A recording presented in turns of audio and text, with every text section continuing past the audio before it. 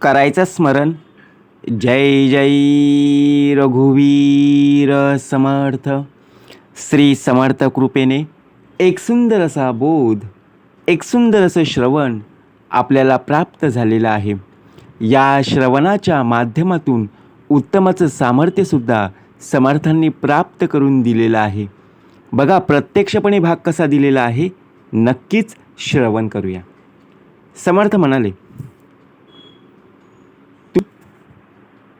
दुसऱ्यांच्या पाठीमागे हंजी करून जगण्यापेक्षा समर्थ म्हणाले स्वाभिमानाने जग ना. अभिमान बाळगू नकोस, परंतु एखाद्याच्या गुलामीमध्ये राहून प्रत्यक्षात जगण्यापेक्षा समर्थ म्हणाले नातं हे हात आणि डोळ्यांसारखं असलं पाहिजे. कसं जगायचं, प्रत्येकजण प्रत्येकाच्या आयुष्यात वेगवेगळ्या पद्धतीने आयुष्य जगत आहे. कारण हाताला लागलं, हात रडत नाही आहे. समर्थ म्हणाले हाताला जरी लागले ना तरी डोळ्यातून पाणी येत असतं, लक्षात ठेवा. आणि डोळ्यात पाणी जेव्हा येतं ना तेव्हा मात्र पुसायला आपले हातच पुढे येत असतात. कसा भाग दिलेला आहे. ज्यावेळी आपण एखाद्याच्या पाठीमागे हाजी करत बघा, एखादं संपूर्ण आपण आयुष्य घालवत असतो, आपल्याला वाटतं की खरंच ज्याप्रमाणे आपल्याला आयुष्य प्राप्त झालेलं आहे, आपल्या आयुष्यात ह्या व्यक्तीसारखं दुसरी कोणीही व्यक्ती आपल्याला भेटणार नाही. परंतु गुलामीत का राहायचं. समर्थ म्हणाले आपल्याला सुद्धा स्वातंत्र्य प्राप्त करून दिलेलं आहे, बरोबर की नाही. एखादी का असं परिस्थिती निर्माण होत असते. समर्थ म्हणाले आपल्या देहाला सुद्धा स्वातंत्र्य हवं आहे ना. ज्याप्रमाणे एखाद्याच्या बघा गुलामीत आपण जेव्हा कार्य करत असतो, काम करत असतो, किंवा एखाद्या वेळी एखाद्याच्या दबावात काम करत असतो, ते काम करायला मजा येत नाही आहे. काय येतं. आता विचार करा, तुम्ही एखाद्या ऑफिसमध्ये आहात, एखाद्या कंपनीमध्ये काम करत आहात. तिथे जर तुम्हाला प्रेशर असेल, तुम्हाला या वेळेतच पूर्ण करायला हवं किंवा एवढं तुमचं टार्गेट पूर्ण झालंच पाहिजे, असं जर तुम्हाला सांगण्यात आलं तर तुम्हाला काम करायला इच्छा होईल का हो. नाही होणार. दडपण, मनाला टेन्शन की बाबा काम झालं पाहिजे, एवढ्यामध्ये टार्गेट पूर्ण झालं पाहिजे, बरोबर. पण जर तुम्ही मन मोकळेपणाने उत्तम रीतीने बघा त्यांनी सांगितलेलं काम जर तुम्ही काम करत असाल तर नक्कीच त्यामध्ये एक प्रकारे आनंद पाहायला मिळेल.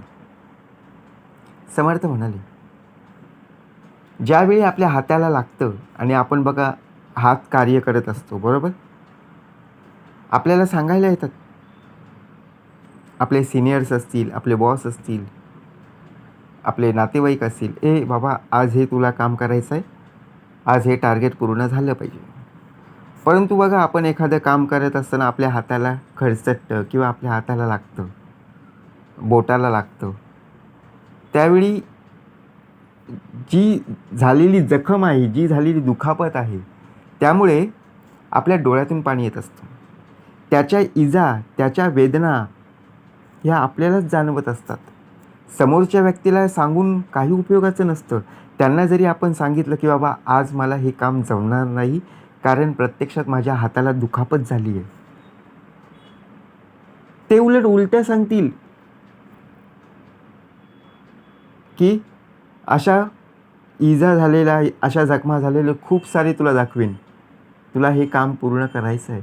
आपण काय विचार करणार, अरे दररोज तर मी काम करत आहे, बरोबर की नाही. कारण आपण बघा त्यांनी काम सांगितलेलं आहे, आपण नाही केलं अशातला भाग नाहीच. उलट जास्त काम करायचं, हाजी करत संपूर्ण आयुष्य त्यांच्या बोलण्याने, जसे ते बोलत होते त्याप्रमाणे आपण कार्य करत गेलो. परंतु आज झालेली जखम, आज झालेली वेदना मला खूप बघा त्रास होत आहे.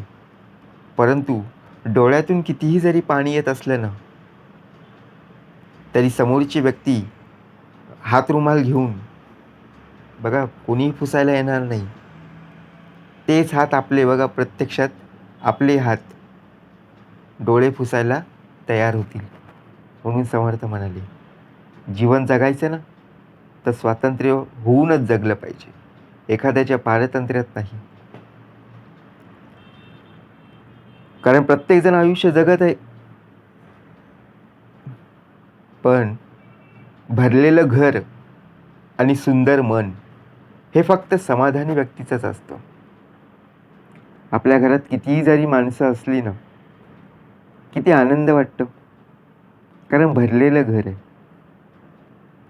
वातावरण खेळतं आहे, लहान मुलं इकडे तिकडे फिरत आहेत. लहान घर आहे, परंतु त्या लहान घरामध्ये आनंद आहे. 4 BHK घर घेतलंय, परंतु त्या घरामध्ये हम दो हमारे दो, दुसरं कोणीही नाही आहे. मग ते घर कितीही करोडोचं जरी असलं तरी भरल्यासारखं वाटत नाही आहे. एखाद्या स्मशानासारखं बघा, बरोबर की नाही? म्हणजे विचार जर केला, समर्थ म्हणाले, मन हे उत्तमाचं असणं फार गरजेचं आहे. कारण ज्या व्यक्तीकडे बघा काहीच नाही आहे, तरीसुद्धा ती व्यक्ती खुश आहे. आणि ज्यांच्याकडे आहे तरीसुद्धा खुश नाही आहे. मग विचार करा. म्हणून समर्थ म्हणाले, समज हा साखरेप्रमाणे असतो. गैरसमज जर झाला तर मिठाप्रमाणे पाहायला मिळतो. म्हणून आपण ज्या वेळेला बाजारातून दूध आणतो बघा, पातेल्यामध्ये दूध गरम ठेवलं, त्यामध्ये चुकून जर मिठाचा खडा जर दुधामध्ये पडला तर संपूर्णपणे दूध नासलं जातं. नासतं की नाही?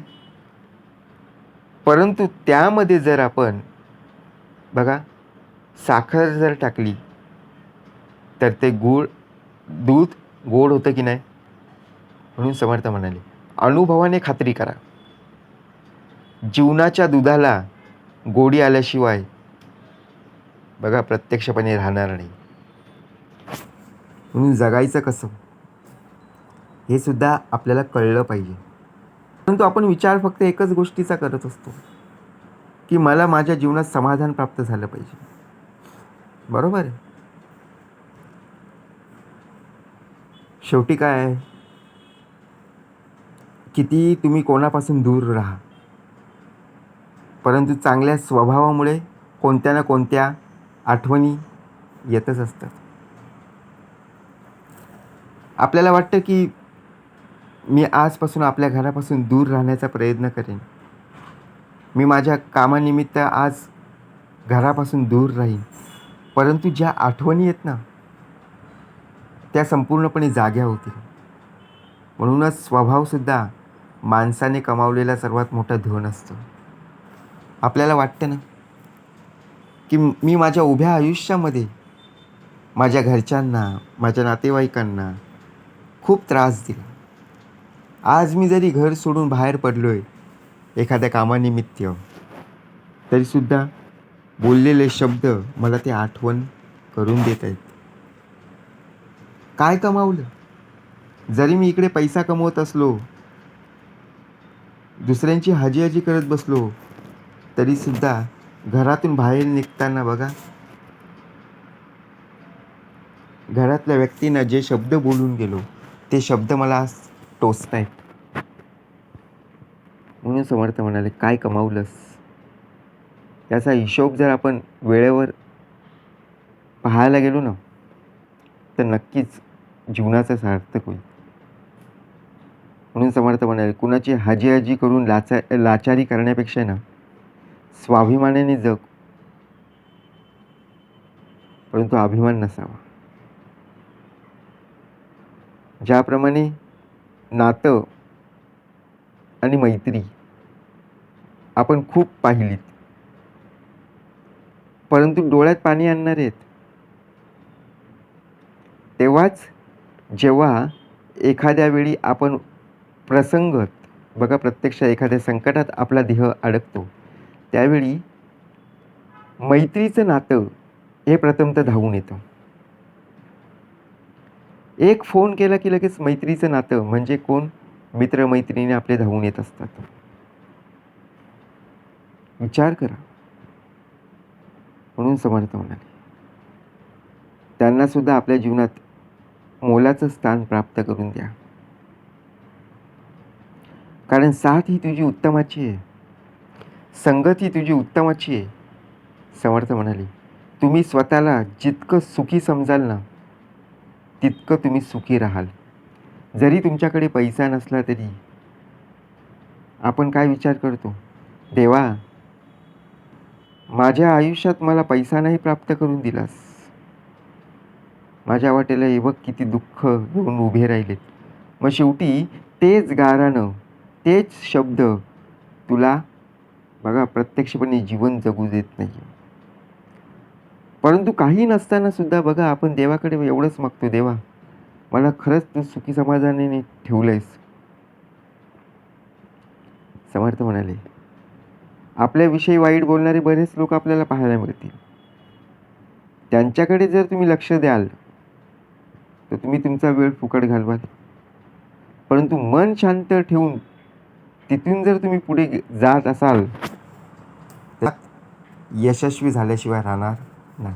मग आता आपल्याला ठरवायचं, त्या लोकांसोबत आपला वेळ घालवायचा आहे का लोकांना पाहून बघा प्रत्यक्षपणे पुढे निघून जायचं आहे. आता पाहावे आपणासी, आपण प्रत्येकाचं आयुष्य जगतोय. परंतु समर्थ म्हणाले, जगत असताना स्वाभिमानाने जग रे.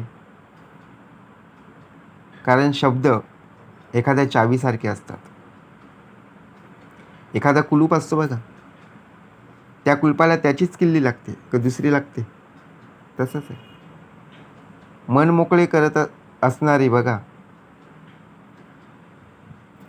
एखादी व्यक्ती जेव्हा मन मोकळेपणाने बोलत असते तेव्हा ती कुठली तरी परिस्थिती घेऊन, परिस्थितीवर मात करून आपल्याशी बोलत असते. तसंच आहे. अनेक प्रकारच्या चाव्या त्या ड्रॉवरमध्ये आहेत, परंतु कुठली चावी त्या लॉकला लागते हे पाहणं गरजेचं आहे. कुठल्या अडचणी, कुठली संकट कुठल्या व्यक्तीसमोर बोलता आली पाहिजेत हे सुद्धा तितकंच महत्त्वाचं आहे.